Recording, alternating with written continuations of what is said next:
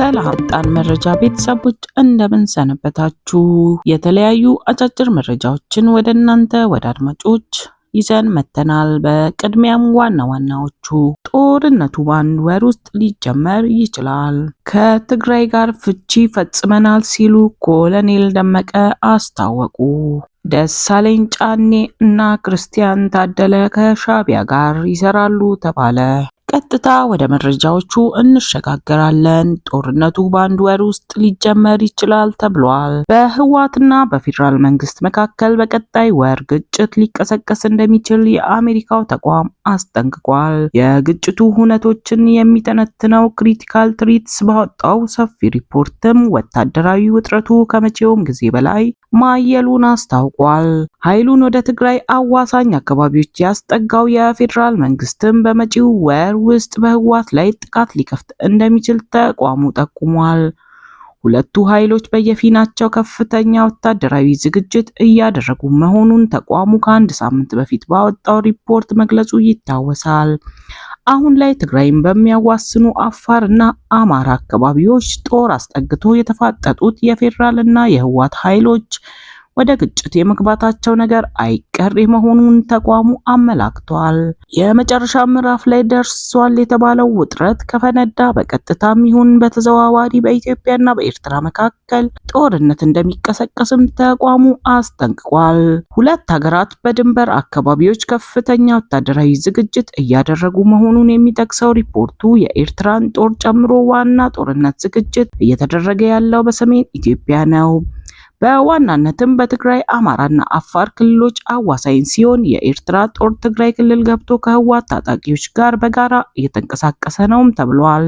የኤርትራ ወታደሮች ከአዲግራት እስከ ተንቤን ድረስ ዘልቀው መግባታቸውን የዓይን እማኞች ጠቅሶ ኢትዮጵያ ኢንሳይደር መዘገቡ ይታወሳል።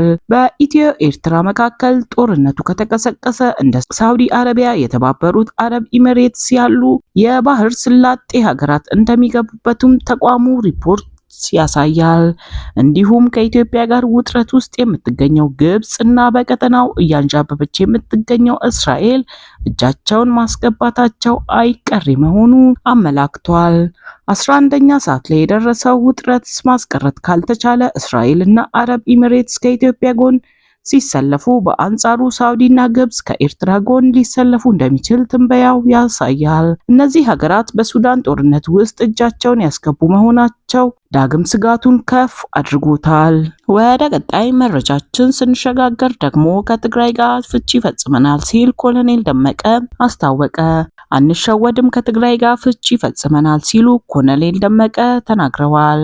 የፌዴሬሽን ምክር ቤት ሰሞነኛ ውሳኔ ከትግራይ ጋር የመጀመሪያ ፍቺ ፈጽመናል፣ ሙሉ ውሳኔ ሲወሰን ደግሞ ሙሉ ፍቺ እንፈጽማለን በሚል ገልጸውታል። አንሸወድም፣ ትግሉ ይቀጥላል ያሉት የተከዜ ዘብ አዛዥ የትግራይን ፖለቲከኞች ግብዝ በማለትም ዘልፈዋል። በአማራ ክልል ስር የተጠቃለለውና የተቋቋመውን የወልቃይት ዞን ከሚመሩት መሃል አንዱ የሆኑት ኮሎኔል ደመቀ ዘውዱ ከሰሞኑን የፌዴሬሽን ምክር ቤት የወሰነውን ውሳኔ በተመለከተም አንድ ሚዲያ ጋር ቃለ ምልልስ አድርገዋል። በቃለ ምልልሱም ያነሷቸው ነጥቦች አነጋጋሪና አከራካሪ ሆነዋል። ምርጫ ቦርድና የፌዴሬሽን ምክር ቤት የወልቃይት ጠገዴ ማህበረሰብ ከትግራይ ክልል ተለይቶ በራሱ ምርጫውን እንዲያካሂድና የህዝብ ተወካዮች እንዲኖሩት የሰጡትን አቅጣጫ እጅግ መልካም ጅምርና ፍትሃዊ ነው ሲሉ ገልጸውታል። ኮሎኔሉ በወቅታዊ ጉዳዮች ላይ ከሚዲያው ጋር በነበራቸው ቆይታ የመምረጥና የመመረጥ መብት ህገ መንግስታዊ በመሆኑ ሊገደብ እንደማይገባም ተናግረዋል። በዘንድሮ ምርጫ የወልቃይት ህዝብ ከትግራይ ክልል ነጻ ሆኖ መሳተፉ የመጀመሪያ ፍቺ ነው ሲሉ የገለጹት ኮሎኔሉ ዘላቂና ሙሉ ጥያቄያቸው ምላሽ የሚያገኘው ከምርጫው በኋላ በሚካሄድ የህዝብ ውሳኔ እንደሆነና ወሳኝ እርምጃም ወደ አማራ ክልል ምክር ቤት ሲቀላቀሉ መሆኑን አብራርተዋል። በምክር ቤቱም ውሳኔ መሰረት ከትግራይ ጋር የመጀመሪያ ፍቺ ነው የፈጸምነው፣ ሙሉ ፍቺ የሚሆነው የንብረትና ሌሎች ጉዳዮች ሲፈቱ ነው። ግባችን በአማራ ክልል ምክር ቤቱ ውስጥ መሳተፍ ነው ብለዋል። ይህ የኮሎኔሉ ከትግራይ ጋር ፍቺ ፈጽመናል ንግግር በብዙዎች እየተተቸ ይገኛል። በአማራና በትግራይ ማህበረሰብ የህብረተሰብ አብሮነት ላይ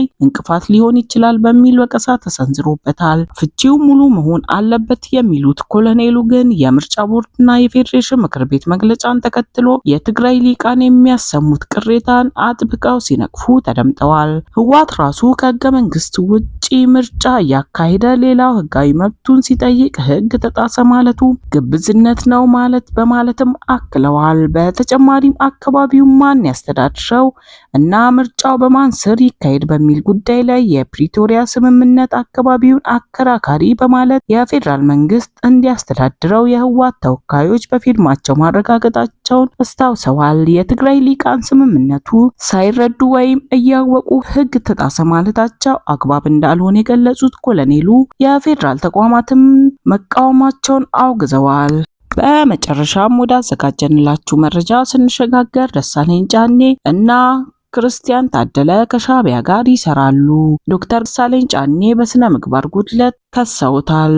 ትከሻውን ወደ መንግስት ካስጠጋ ወዲህ የመኖርና ያለመኖር ጉዳይ አጠያያቂ የሆነው የአብን ፓርቲ ከፍተኛ አመራር የሆኑት ጋሻው መርሻ ከቢቢሲ ጋር ያደረጉት የነበረው ቃለ ምልልስ ማቋረጣቸው መነጋገሪያ ሆኗል። ባልተቋጨው በዚህ የቢቢሲ ቃለ መጠይቅ ላይ አቶ ጋሻው ዶክተር ደሳለኝ ጫኔን፣ ዶክተር አበባው ደሳለውና አቶ ክርስቲያን ታደለን በስነ ምግባር ጉድለት ከሰዋቸዋል።